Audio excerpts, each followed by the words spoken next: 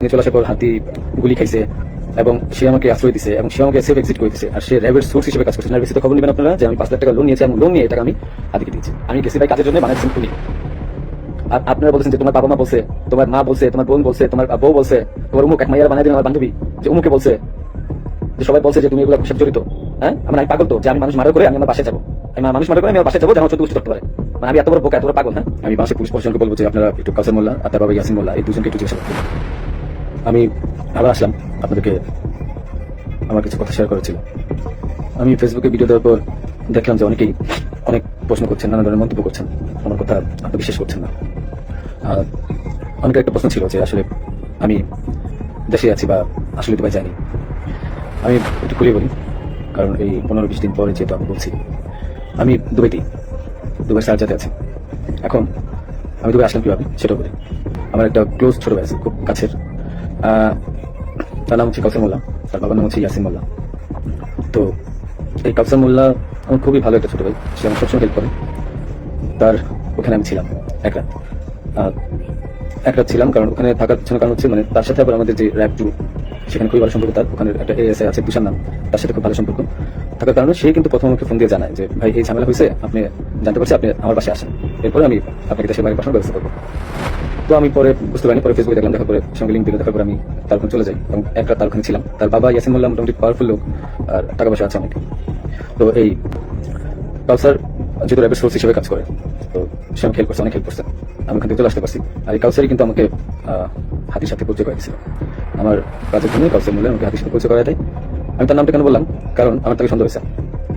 সে আমাকে দেশ থেকে ই করছে, সেভ করছে, সবকিছু করছে, যেহেতু কাজটা আমি করি না। সে জানতো যে আমি কখন হাতির কাছে যাই, কি করি না করি, সবই জানতো, কারণ আমার কাজের জন্য সে জানতো। যেহেতু সে আমাকে পরিচয় করেছে, তাকে আমি সে নিজেকে এখন ওই নাহিদ সার্জিস, তারপর আপনার হাতি এদের খুব ক্লোজ আমাকে বলছিল। সেই বিদায় আমি তাকে বলছিলাম যে আমাকে তাহলে একটু পরিচয় করে দেন আমার কাজটার জন্য, আমার কাজটা তখন দরকার, আমার প্রতিষ্ঠান কোনো কাজ নেই। তো সে আমাকে পরিচয় করে দেয়, কিন্তু যখন সে আমি জানি না ওখান থেকে চলে আসার পর হাতি গুলি খাইছে এবং সে আমাকে আশ্রয় দিছে এবং সে আমাকে সেফ এক্সিট করে দিছে। আর সে র্যাবের সোর্স হিসেবে কাজ করছে। যখন এগুলো আমি মিলাইলাম তখন আমার কাছে মনে হলো যে সে অনেক কিছু জানতে। আমি তার কথাই বললাম যে আপনারা একটু, আমি বাংলাদেশের পুলিশ প্রশাসনকে বলবো যে আপনারা একটু কাউসার মোল্লা আর তার বাবা ইয়াসিন মোল্লা এই দুজনকে একটু জিজ্ঞাসাবাদ করবেন যে আসলে মূল ঘটনা কোথায়, আমাকে কেন, আমার মনে হচ্ছে তারা আমাকে ফাঁসাইছে। তো এটা গেল, তাদের সাথে জড়িত র্যাবের সোর্স হিসেবে সে কাজ করে, তাদের সাথে জড়িত র্যাব 2 এর তুষার নামে একজন এসআই আছে, আপনার তাকেও জিজ্ঞাসাবাদ করবেন। এখন আমি আরেকটা কথা আসি, আপনারা বলছেন যে আমি কেন দেশ ছেড়ে চলে গেলাম। আরে ভাই, আমি তো মানুষ, আমি ব্যবসা করে কাজ ছেড়ে দিন শেষে দেখা যাবে যে আমি দেশে থাকবো, আপনারা আমাকে মব করবেন। তো যেহেতু মবের যুগ চলতেছে এখন 5 আগস্টের পর থেকে আপনারা মবের একটা যুগ নিয়ে আসছেন, তো আমি কিভাবে মানে দেশ না ছেড়ে আসি? আর আমাকে তো কালচারই বলছে যে আপনি দেশে চলে যান, আপনি দেশে থাকলে অনেক ঝামেলা হবে। তো আমি দেশ ছেড়ে চলে আসছি। পরবর্তী জানতে পারছি এই কালচার র্যাবের সবার সাথে ঘুরে ঘুরে মানে মোটামুটি র্যাবকে ব্যস্ত রাখছে এবং আমার ফ্যামিলিকে সেই মোটামুটি ইনফরমেশন গুলো দিচ্ছে। তো আমি বারবার বলছি যে আপনার কালচারকে ধরেন, আমি শিওর এই আমাকে ফাঁসানোর পিছনে অনেক বড় হাত আছে এবং সে জানে যে কাজ কাদের। যেহেতু তার ব্যাকগ্রাউন্ড, আমার ছোট ভাই ভালো সম্পর্ক ছিল, তার ব্যাকগ্রাউন্ড কিন্তু ভালো ছিল না। একটা ভিডিও আমি শেয়ার করবো, সে কিছুক্ষণ পরে তারা তো ছিল, এই ভিডিওটা আমি শেয়ার করবো, এটা আমাকে একজন পাঠাইছে। ওকে, আচ্ছা, এখন আরেকটা প্রশ্ন আপনাদের উত্তর দিই। আমি প্রশ্ন নোট করছি একটু, এক মিনিট।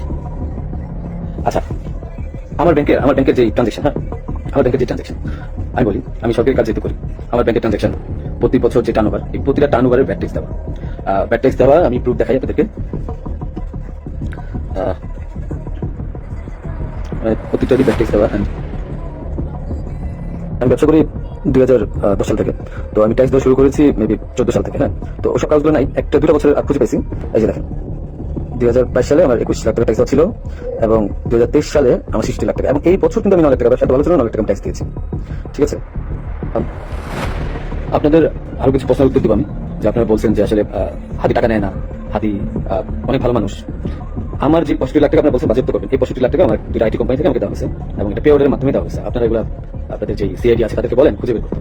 এটা আমার কামাই করা টাকা, তাদের সাথে ব্যবসায়িক ডিল ছিল, বিদায় এই টাকা তা আমাকে দিছে। আর এখন ওই টাকাটা আমি একটু করে দিচ্ছিলাম আমার বাবুর জন্য, আমার ওয়াইফের নামে। ওই টাকাটা আপনারা বাজেট করতে যাচ্ছেন, করেন, সমস্যা নেই। হাতিকে আমি 5 লাখ টাকা দিয়েছি, তারপর হাতি যখন আমার কাছে টাকা চায়, ঠিক এই টাকার উপরে আমি 5 লাখ টাকা লোন নিয়েছি ব্যাংক থেকে। আমার কাছে যদি ভাই 127 কোটি 218 কোটি টাকা থাকতো, তাহলে কি লোন নিতে যেতাম? আমাকে খুব মিথ্যাভাবে ফাঁসানো হয়েছে, আমি বলছি জড়িত না, বাবা মা জড়িত না।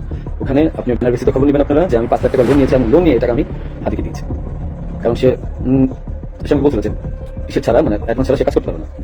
আরেকটা কথা, আপনারা বলতেছেন যে জাবের এত ভালো মানুষ, খুব ভালো মানুষ, মহৎ মানুষ, তার টাকা নেয় না।